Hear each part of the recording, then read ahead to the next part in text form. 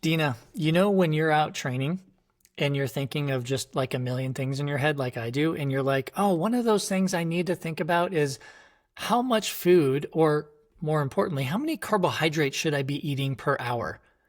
Do you have hmm a number? What's Dina's magic number? Do you have one? Well, it quite depends, Bob, on what I'm doing. Okay. Yeah. Well, So give I me a have a high and a range, low. Yeah. perhaps. What's your range? What's your range? This is where I always need disclaimers.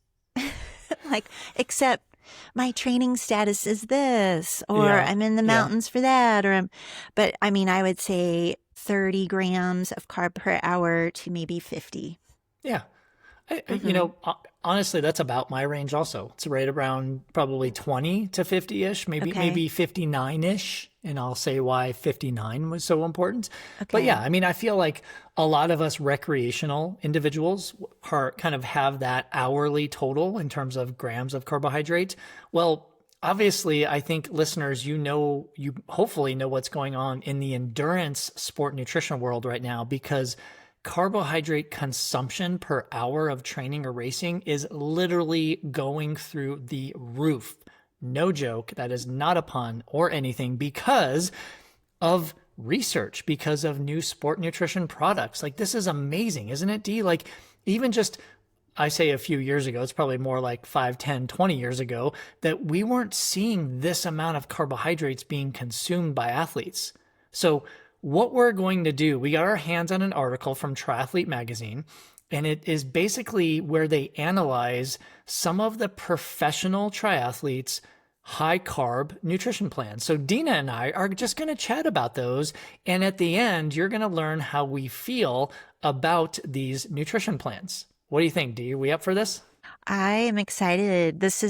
It'll be good to hear some of the numbers and things, but then the context is also Yeah. makes our light bulbs, burn brighter. That's probably a big thing that we are probably going to use that word context quite a bit during this episode. Is hmm we have to put this in context. And just remember, everyone, we are literally looking at professional triathletes who do this for a living, trying to make a living on this, trying to win money, trying to win races. Okay.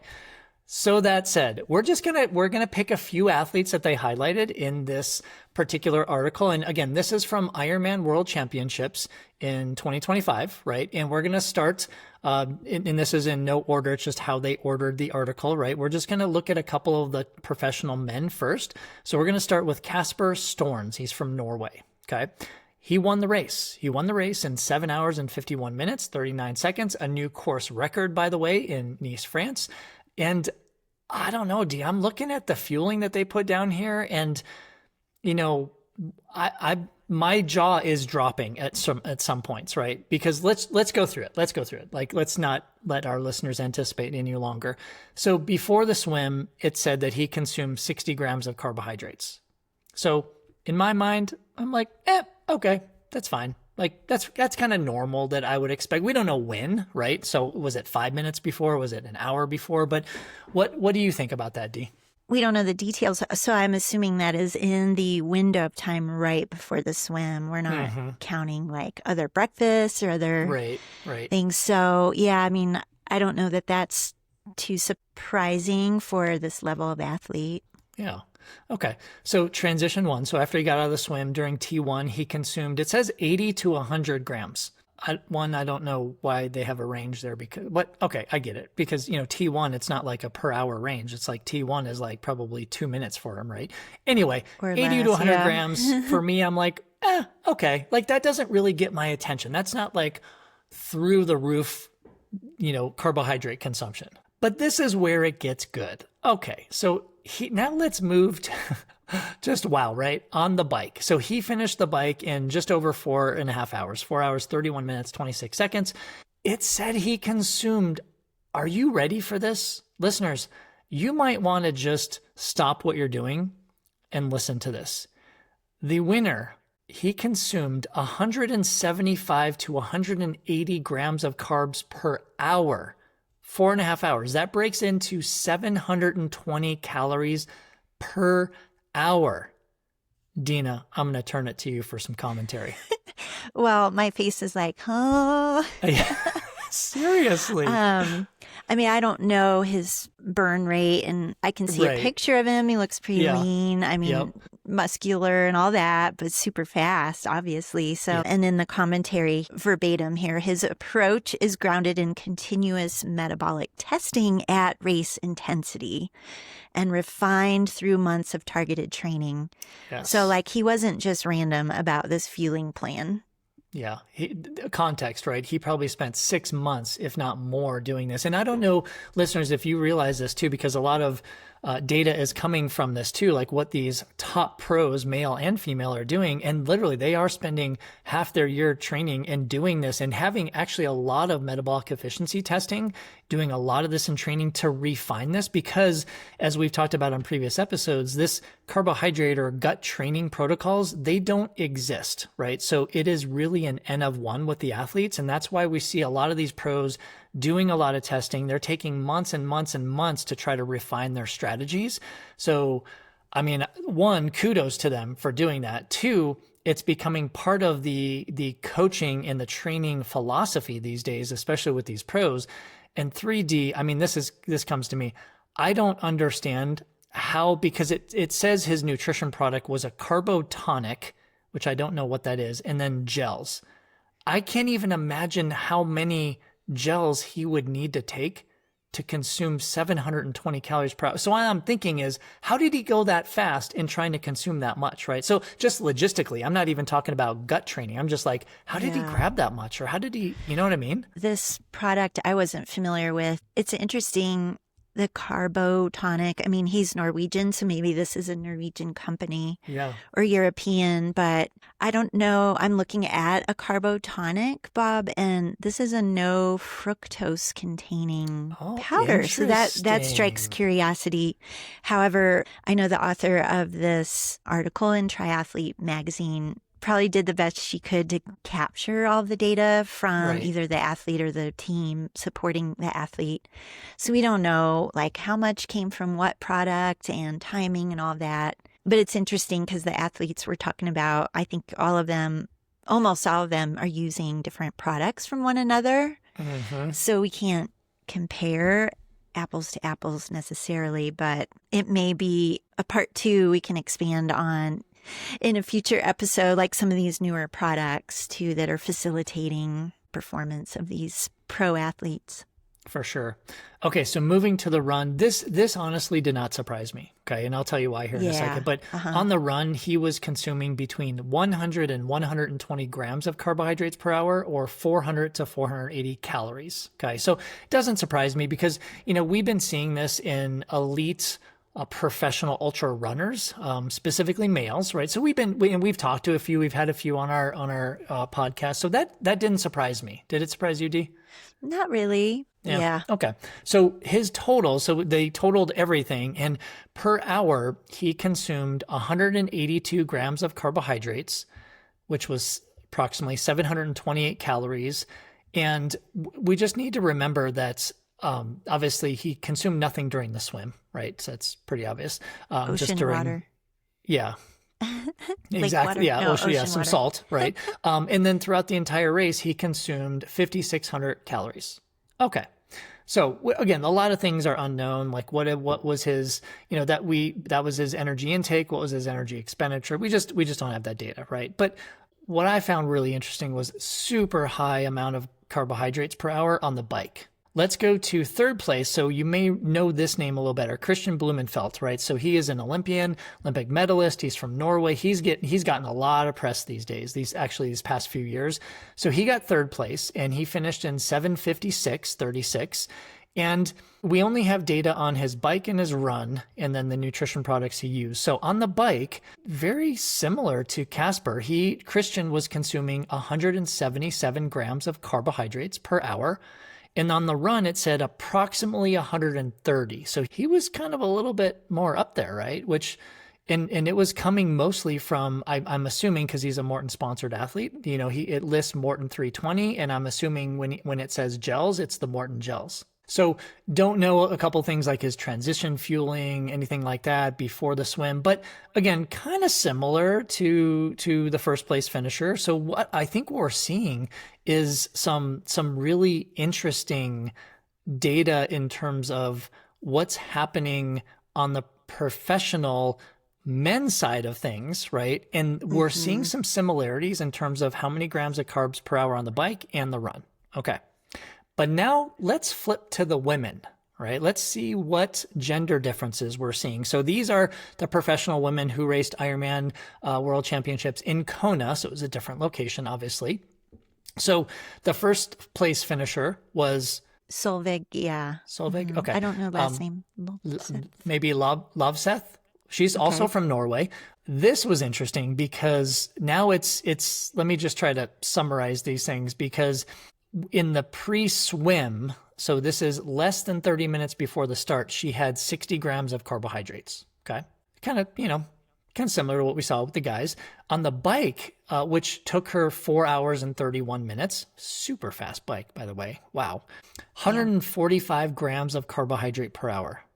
Now that's maybe about 20%, somewhere around 20% less than her male counterparts. So Dina, I'm just curious, what do you think about that? We're seeing the women pros continuing to increase their carb intake. I don't know her burn oxidation rate. It's definitely pushing the limits. Totally.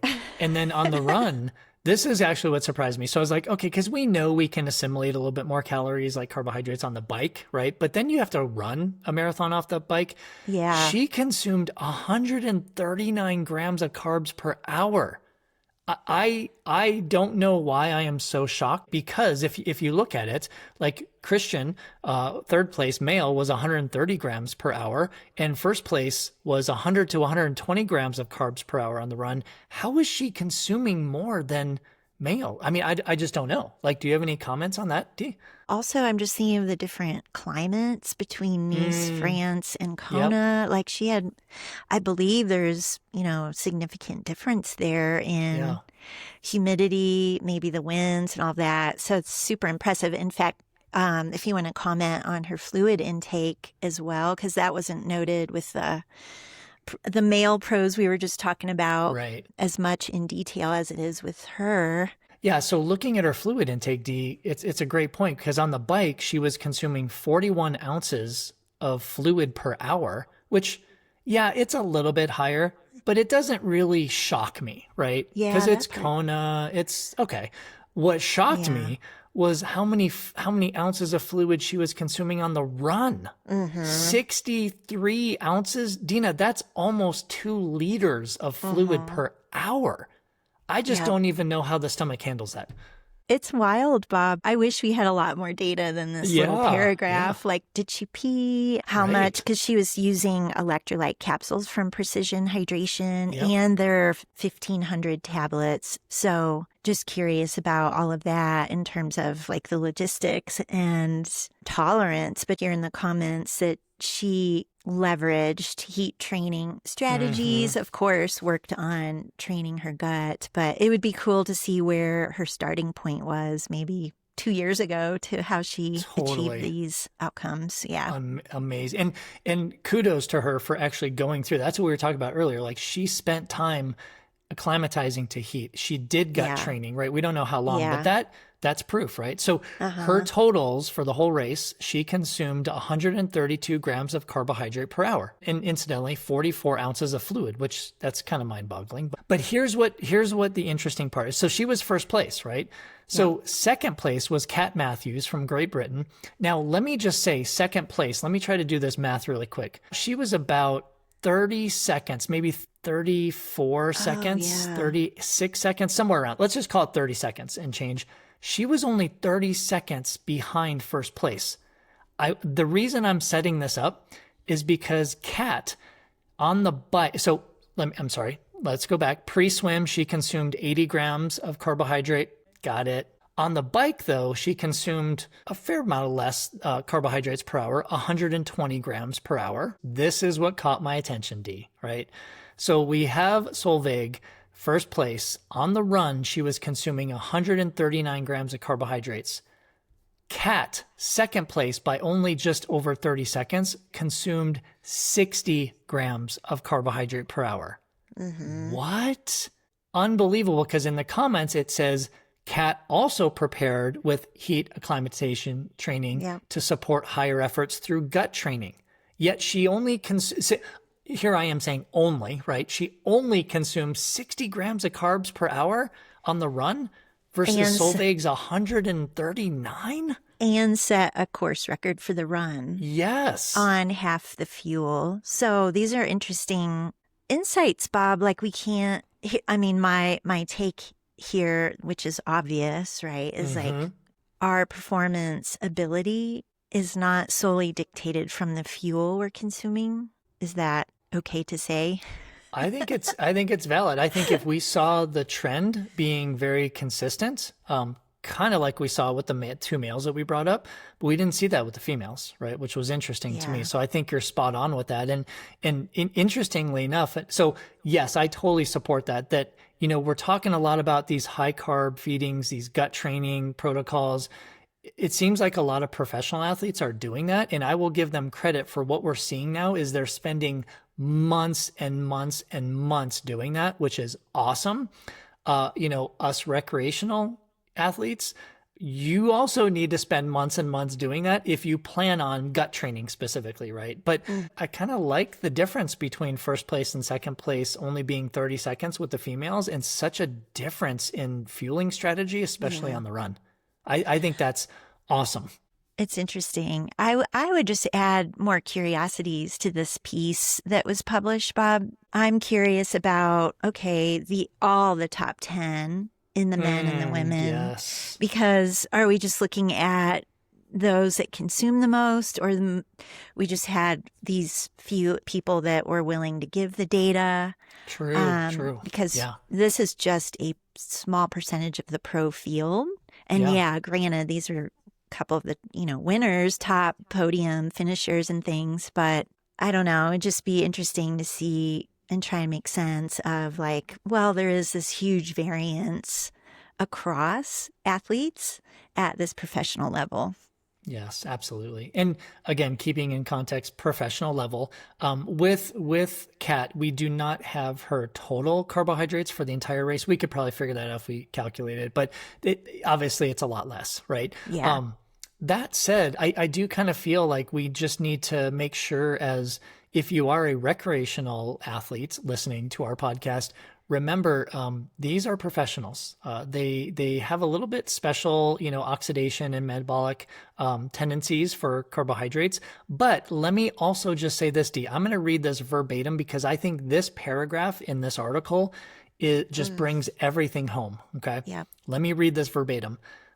They rely on metabolic testing to devise a fuel plan based on their carb and fat oxidation rates at race efforts. That sounds a lot like metabolic efficiency testing, just as an aside. Okay. Oh, it totally is. Yeah. It does. Yeah. This precise data helps them craft a fuel plan tailored to their physiology, race effort, and goals. The fuel plan is then refined through months of targeted gut training and retesting. Dina, what have we been doing for 20 years? I mean, test, don't guess, baby. Right. I mean, the whole gut training is kind of new in terms of having a high amount of feeding carbohydrates per hour, but we've been doing this for so long. But I love the fact that we're seeing it utilized a little bit more in real life now to try to answer the question, how many carbohydrates should I consume per hour during training and during racing? We all need that question answered. That's where metabolic efficiency testing comes into play. But remember, listeners, these are professional athletes we're talking about, right? There is a huge difference between a professional athlete and a recreational athlete in terms of fueling, in terms of physiology. So please do your due diligence. Even if you're a highly competitive recreational athlete, please do your due diligence before you try any type of gut training, carbohydrate overload feeding, let's call it. Get some metabolic efficiency testing done first to see where you're at, where your physiology is at, so you can properly train your gut and you're not just kind of throwing the spaghetti against the wall. Put that on your 2026 calendar for everyone listening, is to seek out oxidation testing, metabolic efficiency testing. Come visit us in Colorado. You know, they could also visit us on our patreon.com Right? That would be pretty cool, just to start some exciting communication. So if you all have questions about this gut training, carbohydrate overload feeding, metabolic efficiency testing, is it right? What is it? What should I do? Head on over to our patreon.com/ISN podcast site. We have a free community over there, so you can just interact with us. We also have a couple paid communities because, as you know, we are a non-sponsored podcast, so we do not accept money from anyone. So if you want to contribute a couple dollars a month, you'll get some special behind the scenes with our special silver and gold memberships. But otherwise, head on over to our patreon.com/ISN podcast community, join for free, and just start engaging with us in our conversations. Well, with that, Bob, we will conclude this episode, and thank you so much for listening, everyone. We can't wait to have you join us on the next one.